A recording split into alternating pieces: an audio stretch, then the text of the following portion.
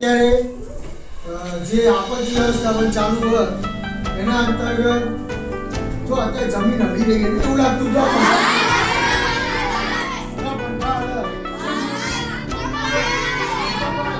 શું કરીશું?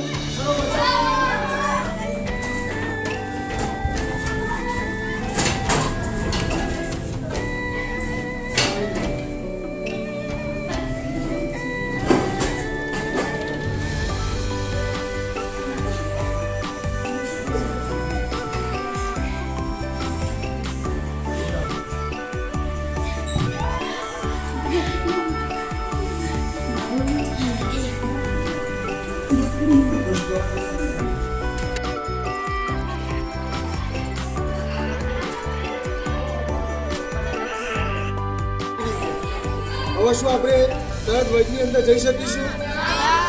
આગળ તો કેમ કે હજુ પણ આ બિલ્ડિંગ ભૂકંપના કારણે કમજોર થઈ હશે, તેથી આપણા જીવને જોખમ રહે છે. તેથી આપણે બહાર રહી રેડિયોના સમાચાર તે બધું સાંભળવું જોઈએ અને થોડાક દિવસ બહાર ન નીકળવું જોઈએ. જો સરસ, જો આપણે આરો બોલ્યો એ પ્રમાણે કે ભૂકંપ પૂરો થયા પછી પણ આપણે તરત વર્ગમાં ન જતું રહેવાય.